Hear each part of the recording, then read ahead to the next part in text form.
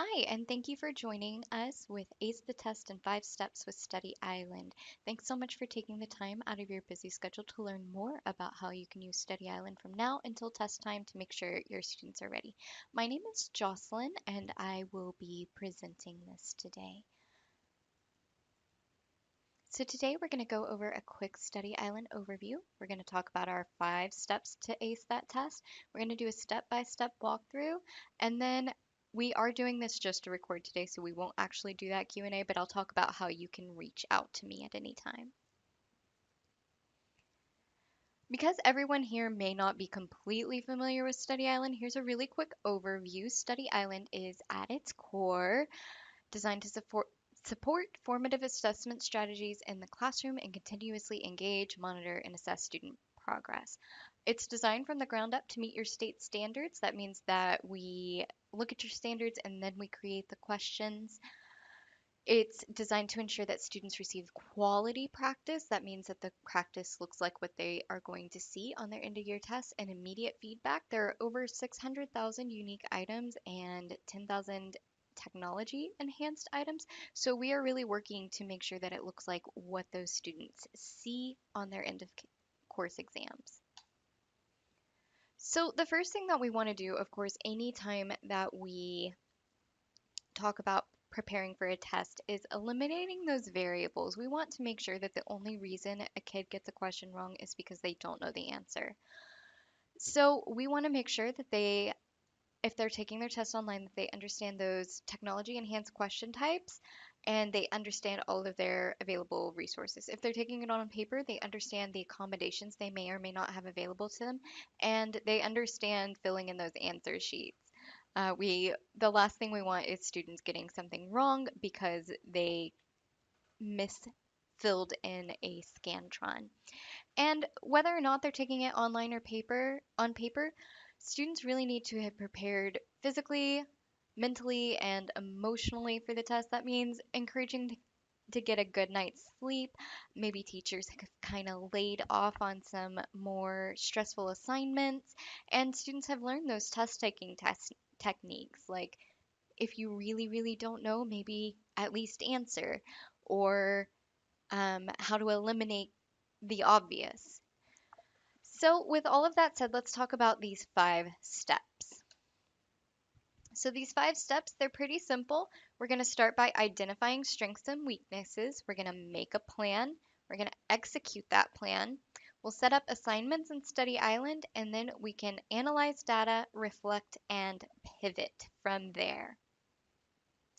So, step one is identifying strengths and weaknesses. We have a lot of different ways that we can start doing that. What we're going to talk about today specifically are Study Island benchmarks. Study Island benchmarks are a separate package that we do sell here. If you don't have Study Island benchmarks available, you can always assess your students using a Study Island built test or district or school benchmarking or even last year's data. Whatever you have available to you is a good starting point to identify those student strengths and weaknesses. So we are going to pop into the product and take a look at our Study Island benchmark reports just so that we can kind of start thinking about how to do this.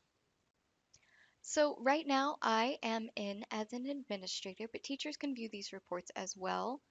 I'm going to come down to our benchmarking tab right here. I'm going to look at previous benchmarks, and I took a benchmark 7 different times to get some data for you guys. So I'm going to go ahead and pull this data up.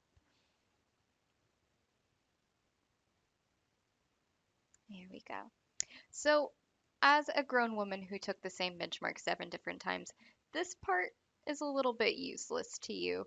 Um, but this is available to you for your students. So if you do see you have a student like Joseph Crockett who took his benchmark in 30 seconds and got a 2.1%, you immediately know that your problem isn't necessarily that Joseph didn't know any of the answers, it's just that he rushed.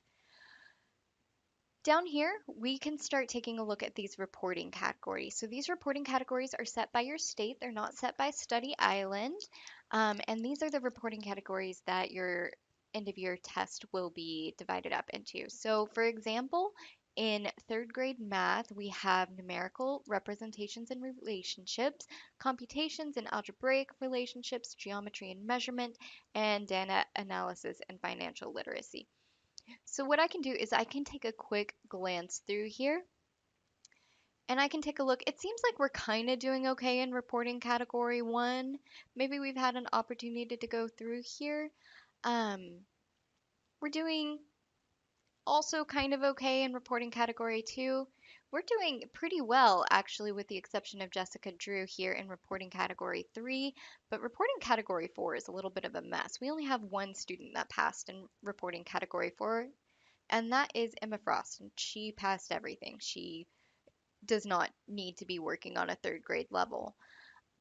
So what we can do is we can immediately start to build our plan based off of we learned here. We already know now that data analysis and financial literacy is a weak point for our students. But what we can do is we can even dig in a little further. We can come up to this item analysis and we can see exactly what questions our students were struggling with most. So this was a 46 question benchmark. So I can kind of scan through here and I can see the questions that our students did maybe really well at and really poorly at. For example, this first one, reporting category one, numerical representations and relationships. That's expectation 3.2 point A right there. I can pull that up. I can see what that expectation is. That might be a standard or an anchor, depending on your state. And I can come here and I can actually click this question. I can see exactly what the question is. It's expanded notation. All of my students got this expanded notation question wrong, except for Emma Frost, who again has kind of nailed it all the way across the board. So what I can do is I can start making a plan. I know I need to talk about expanded notation with my students. So let's go back to our PowerPoint here. And let's move over to the next page. And let's talk about making that plan. So as we saw, we are struggling with standard 3.2.A. So what I can do is I can put in the nearest date because this is something that maybe we've already gone over and our students should know. So I can put in right here 3.2.A and I can, or sorry, I can put a date that is available for us to work on it. Put 3.2.A, talk about what we're going to do a little bit. Executing the plan, we have a nice little worksheet here where you can put in your lesson plan. Now, one thing that we do have available to you in Study Island as we talk about our lesson plans, and let me bring this up for you. I'm going to come back over here and I am going to go to our teacher page. I'm so sorry, I'm not going to the teacher page. I'm going to teacher toolkit down here. And I am going to choose 3rd through 5th math. And I am going to take a look through here. I may not have something exactly for 3.2.A, but I do have a whole bunch of different videos through here that I can use to implement into my study island, into my classroom. What I can also do is I can maybe just check off, I want a lesson plan specifically. So I can come through here and I can look for a relevant lesson plan for my students. So let's take a look at this lesson plan for fractions on a number line. Let's open this up. You'll see that they have all sorts of stuff in here. We have the lesson plan specifically. We have a pre-assessment that your students can use.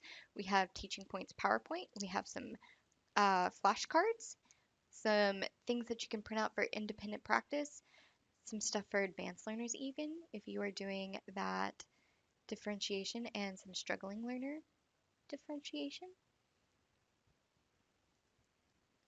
I'm going to have to bring this over. It always opens in the wrong window. There we go. And you'll see that we have a full lesson plan here for you available. And so you can take what you need out of this lesson plan and use it to execute your plan.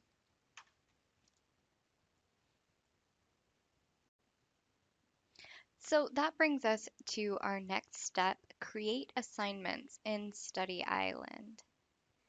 So the benefits of creating assignments are you can give a student a topic relevant to their level of mastery. Students can log in and get started right away, and you can see results really easily for each group of students. So let's take a look at what that looks like. Let's go back into the product and come back over here. And what I'm going to do is I'm going to come now to Class Manager. This is just how I like to create assignments. I'm going to come to my third grade benchmark class. And you can see I've already actually done this once, but because I know that we're struggling with 3.2a, I'm going to click Create Assignment, and I'm going to call this Math 3.2. Whoop, let's see if I can type 3.2a. And then I can choose all of this stuff. We have other webinars that go much more in depth on what happens through here. I'm just going to go ahead and click Next Assignment Options. I'm going to choose third grade, and I'm going to choose not reading. I'm going to choose math.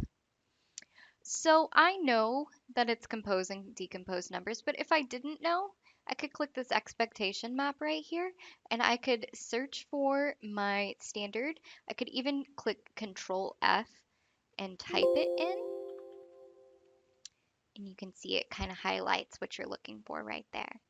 So I know it's compose and decompose numbers. So what I can do is I can check this off. I can come back to my benchmark question. I can look at exactly the students that got this wrong, and I can say, I need you guys to do 5 questions, but I want you to get an 80% on it before you can get that blue ribbon. The blue ribbon is kind of the internal reward in Study Island. For your convenience, you can also view the lesson here.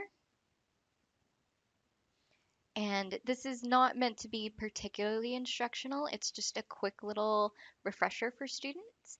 You can take a look at our question bank right here. Make sure we're asking the right kinds of questions. And just in case you need it one more time, that expectation, standard, or anchor is right there. So we'll go on next to students. And I have these students in the class, but let's say I just want the students who got this question wrong to take this. So I can check this off. Joseph, Eric, Clifton, Robert, Jessica, Janet. Just happens to be these first 5 students, 6 students. You can come down here and I can click Save and Exit. Now, let's say for Emma, we really need to get her some enrichment. We don't want her to be super bored. So I'm going to call this Math Supplement. I'm going to come through here. I'm actually going to choose something from 4th grade. And I'm actually going to choose expanded notation just so that she's working on a harder version of what the rest of the students are working on. She's going to be held to the same standard otherwise. Click Next, Student. And the great thing about math is that it spirals sort of like that. So you can have students in 2nd grade version of that or the 4th grade version all the way up, whatever works best for them. And you'll see that as soon as it's available to them, or sorry, as soon as it's available to the students, you can pull up the results. So I don't happen to have any results here, but I do want to show you what these results look like. So I'm going to come back. I'm going to go to Class Manager. I'm going to go to my 7th grade class. And I'm going to open our ratios and fractions right here. And this is what the data from practice and instruction sessions will look like. So once again, you can see how many sessions they've done. You can click in, you can see how much time they spent on their individual session, how many questions they answered, the percent they got right. You can see what they missed, all of this good stuff through here.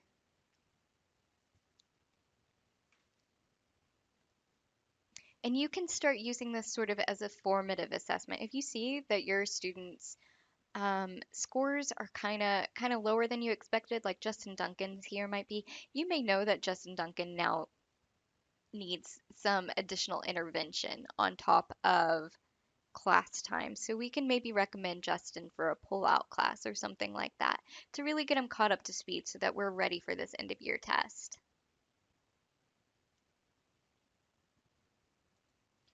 Which kind of leads us to the natural conclusion of our final step.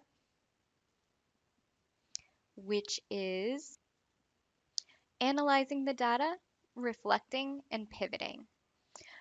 So, as we go through, we need to take notes on how our students are doing so we can put all of our students here who are on grade level, slate those students who need intervention for intervention, and for students like Emma Frost who are just kind of nailing it, we can say she needs some enrichment. We are going to put her on a different plan. At this point, we could also potentially give them benchmark 2 if we wanted, if it were an appropriate point in the year. We could assess our students summatively using a benchmark, or sorry, a built test, whatever we wanted to do from here, just to make sure that we keep going on this same path. This is again just another version of an instructional cycle. It's just very standards oriented. So before I go, I always do like to talk about our amazing in-product support. We have our help center right up here on any page. You can always search for whatever you'd like. You can also reach out to our amazing support team. Their number is 800-319-4191. You can also click contact right there. Their email address, a live chat button, and their phone number is there. If it's urgent, I always recommend calling. They are here from 7 a.m. to 6 p.m. Central Standard Time. This is the point where we would usually have a Q&A, but since this is being created just to be recorded, you can feel free to reach out to me personally anytime. Um, I can be found at jocelyn.thompson@edmentum.com or implementation specialists at edmentum.com. Thank you so much for taking time out of your busy schedule to join me today. If you have any questions, please feel free to reach out